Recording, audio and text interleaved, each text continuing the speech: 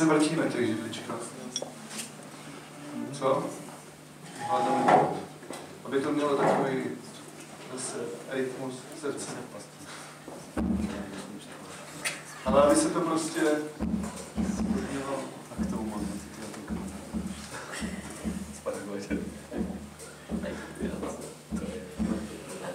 nechám to plynout. Tak kluci, tak si něco vymyslete, já se čekám.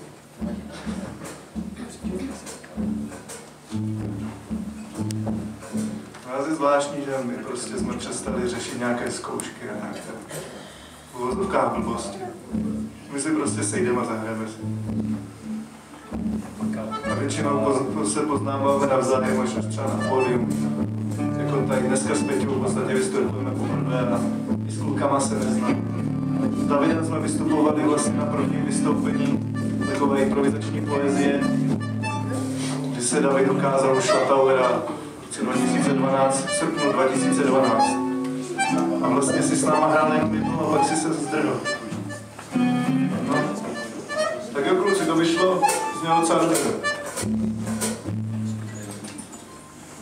To byl dobrý rozjezd.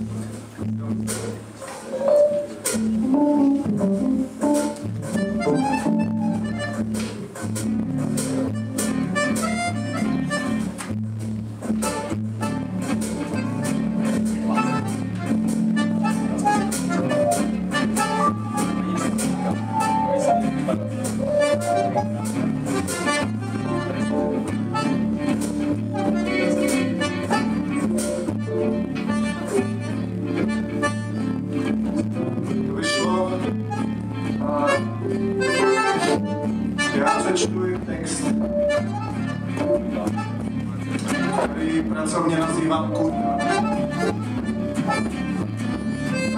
Je to středověký valeský text.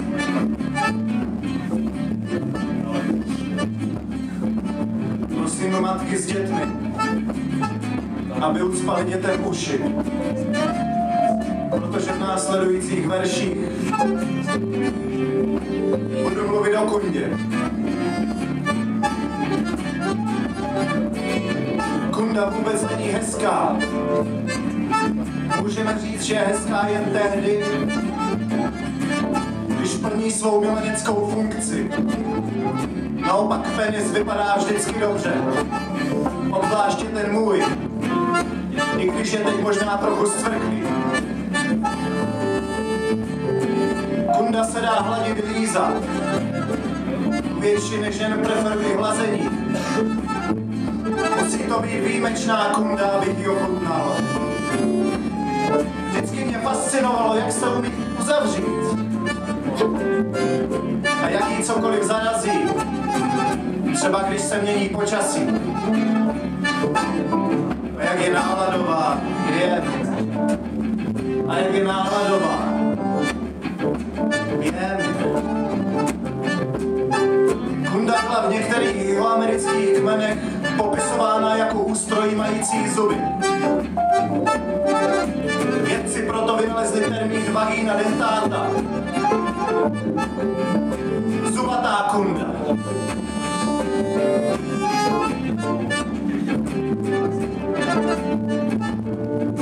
Jde o to, že má schopnost muže kastrovat. A bodej by ne. Tenhle mýtus se objevuje nejen v hinduismu,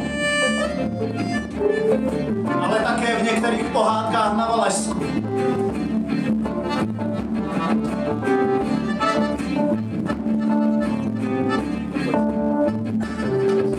V některých kundách vznikají dermoidní cysty. Z nich mohou později vyrůstat zuby, kosti, někdy i vlasy. Mluvili bychom pak třeba o vlasaté kundě, tedy pokud jde o její vnitřní založení. Kunda nakonec může být i rocková hvězda. Jednou se mi stalo, že jsem se potýkal s kundou, kterou jsem nechtěl ochutnat. Její nositelka byla vegetariánka a ta kunda strašně smrděla. Sedla si na má ústa a překlonila se. Mladí lidé tohle nazývají 69. Vědci, jako jsem já, proto neznají žádný jiný termín.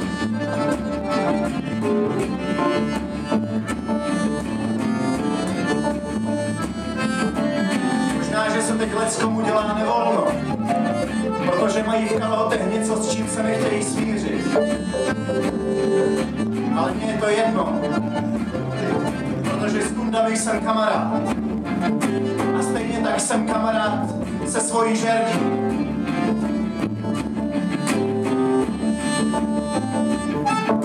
Tato báseň je dobrá. Předvedl jsem v ní určité schopnosti. Každému, kdo se ji naučí nazpaměť, přinese velké množství radosti.